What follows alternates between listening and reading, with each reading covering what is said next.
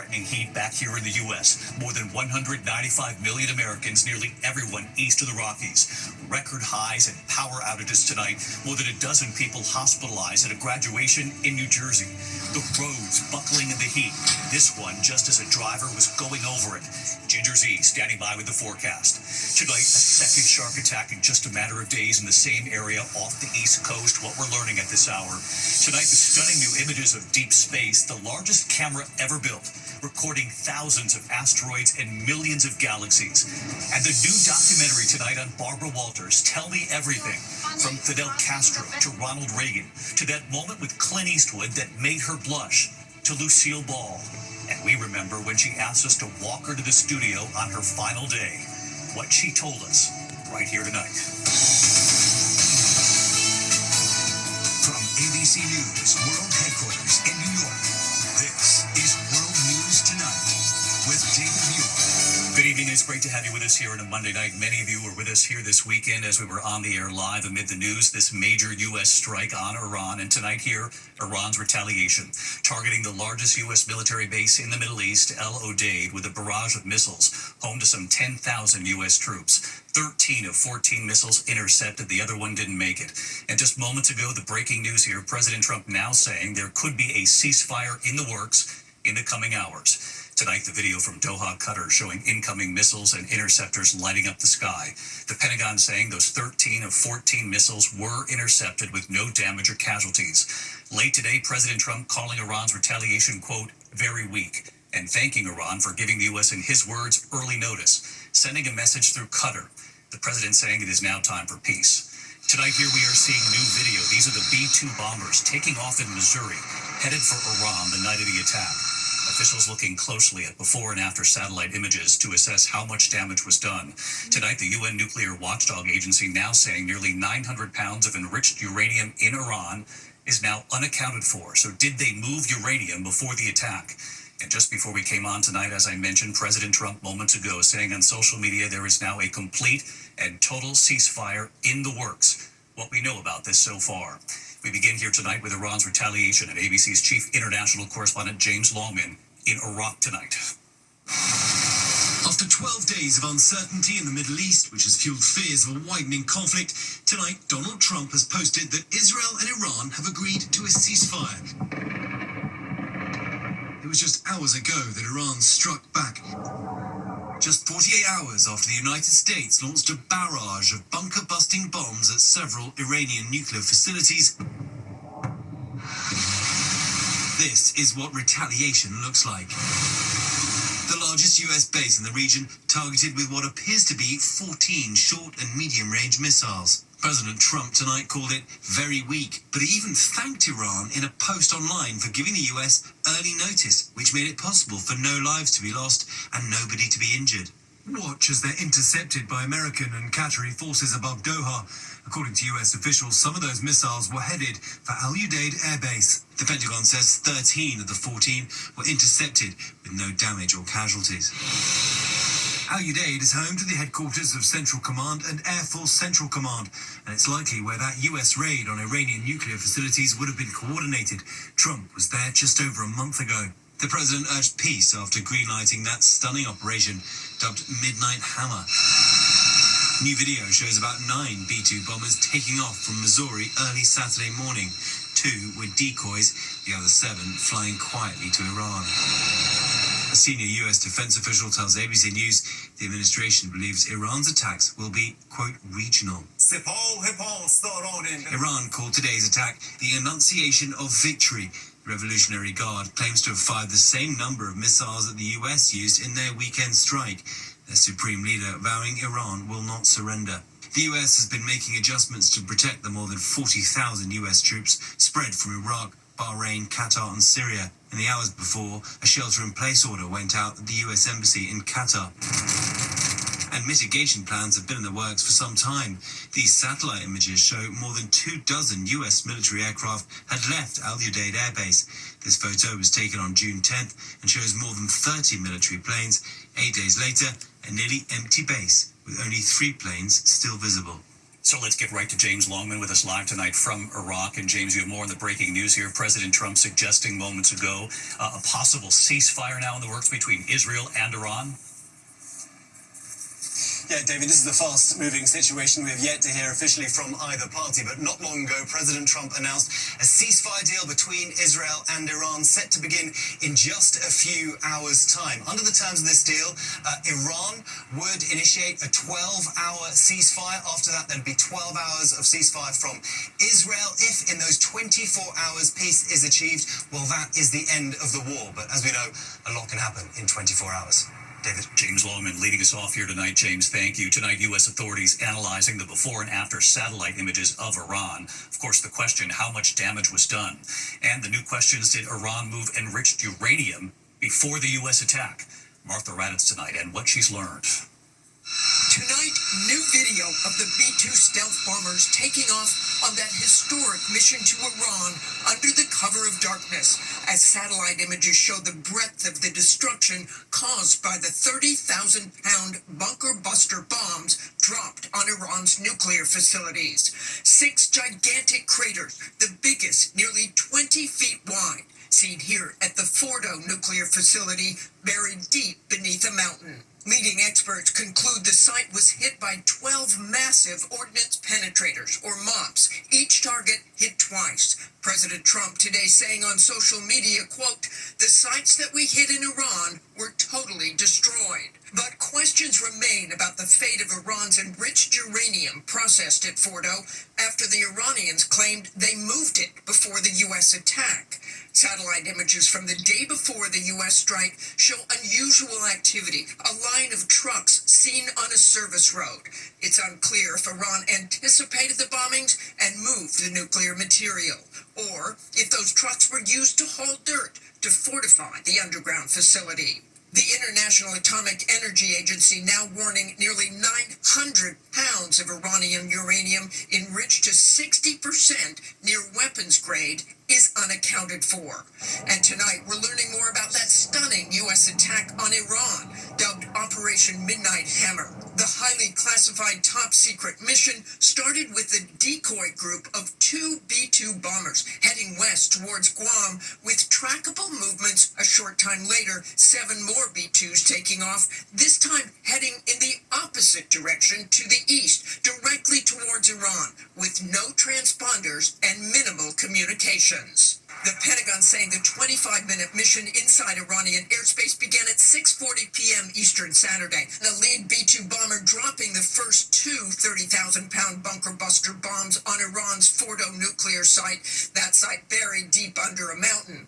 Those massive bombs hitting facilities at both Fordo and Natanz, marking the first time they've ever been used on the battlefield. There was no response from Iran in real time. Iran's fighters did not fly, and it appears that Iran's surface-to-air missile systems did not see us.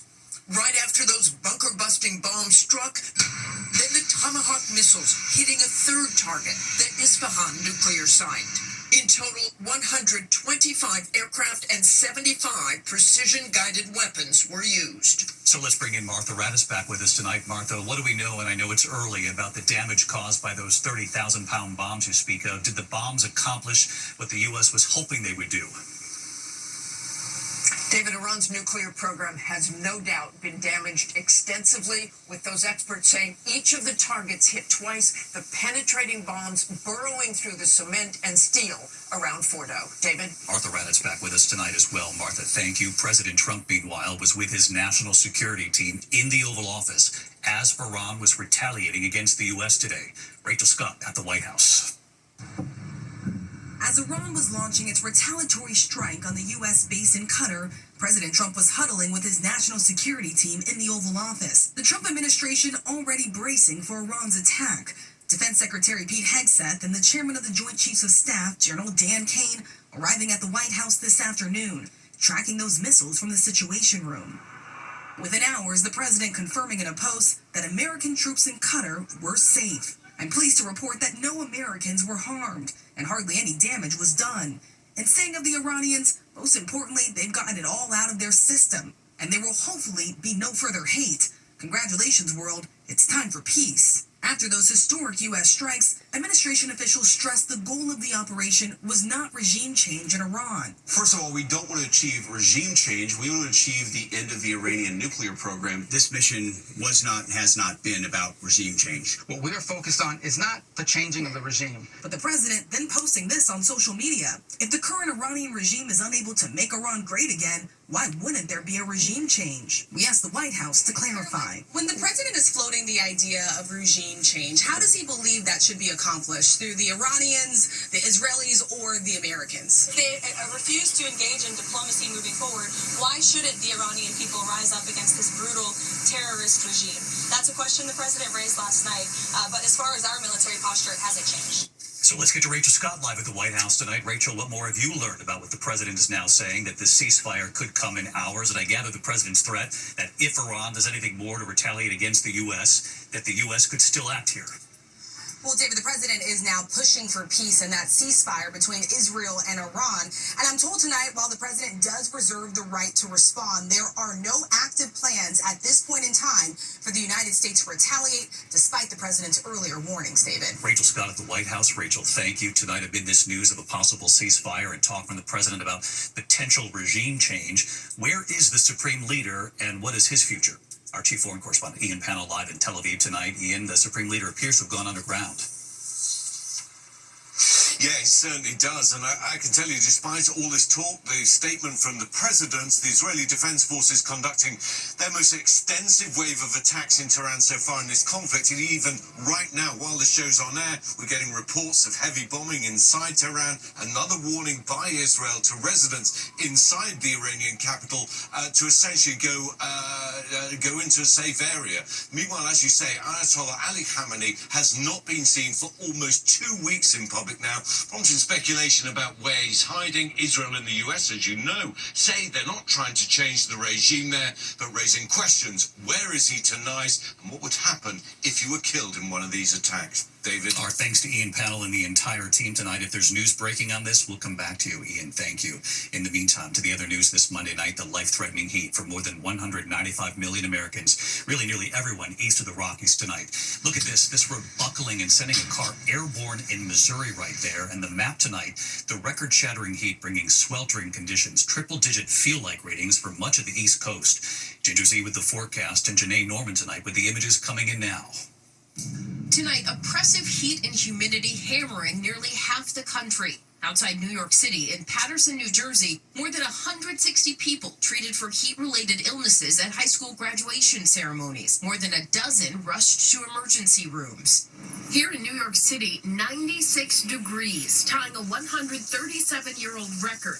But it felt like 106, even hotter on the subway. Millions ride these subways every day, the country's largest transportation system. Crews are regularly checking the temperature and taking cars out if they're too hot. In Philadelphia, broiling temperatures straining the power grid. Sweltering passengers stuck on an Amtrak train that lost power near Baltimore's Penn Station. Riders say for more than an hour and that there was no AC. And terrifying video showing roads buckling under burning temps, turning into ramps in Cape Girardeau, Missouri Sunday. Days of heat taking a toll on infrastructure. And David, there's no let up in nighttime temperatures either. Here in New York City, the overnight low will feel like 85 degrees, David. Incredible, Janae. Thank you so much. Let's get right to Chief Meteorologist Ginger Z tracking it all for us. Hi, Ginger. Hey, David, for many, it is the hottest in nearly 3 years, and for some, the hottest in 13. That's why we see those extreme heat warnings on the map. And like Janae said, it's all about those overnight lows not dropping below 80 degrees. When you do that night after night, it is cumulative, and a body's core temperature can really have trouble. So you see those heat advisories went all over the map, but look what happens with this cold front approaching tomorrow morning.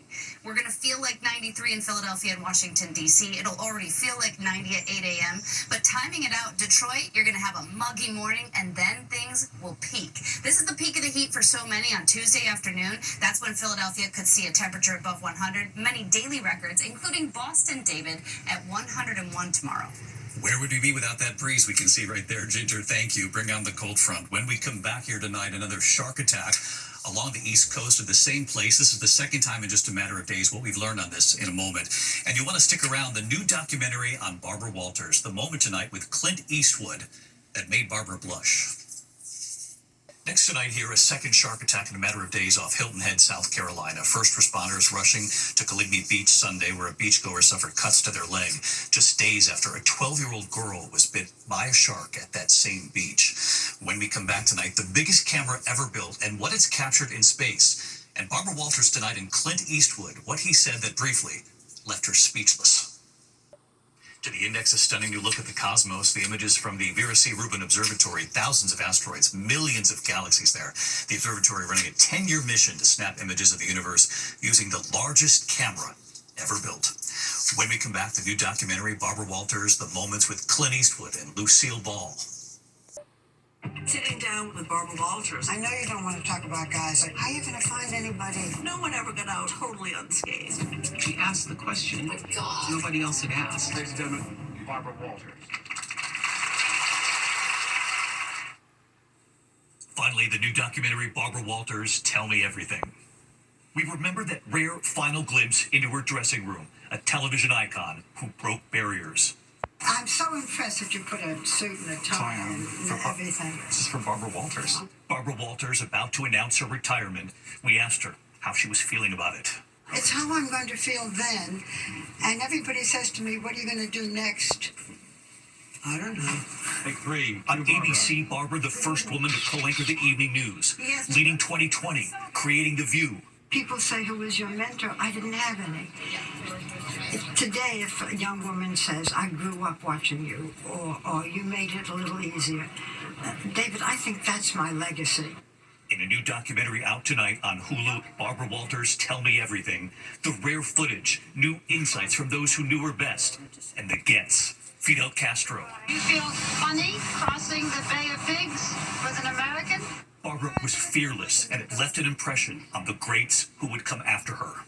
She asked the question that nobody else had asked, and asked it in a way that always hit a nerve. American icons would talk to her, even those known for their quiet way. Clint Eastwood. Are you afraid of sharing emotions?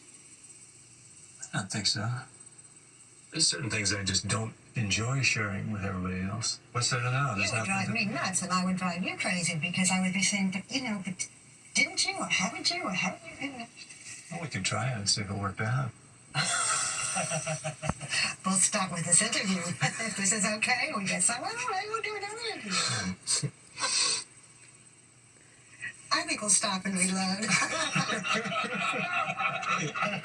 Lucille Ball after I Love Lucy. What was it like? You got up in the morning and you didn't have to run to work. Traumatic. Very. Well, for the first 3 or 4 months, I was in limbo. I was just in shock. And we remember on her last day of The View, she asked us to walk her to the studio. And she told me this. I think I'll miss it a little bit. A little bit. The amazing Barbara Walters! And what Barbara didn't know was that backstage, the women journalists were grateful. Oprah Winfrey! The list went on. Diane Sawyer. Robin Roberts. All of them there to say thank you. Jane Pauley. Gayle King. And then that message from Barbara to all of them. This is my legacy. These are my legacy. And I thank you all. She was a force. The new documentary out tonight on Hulu. Good night.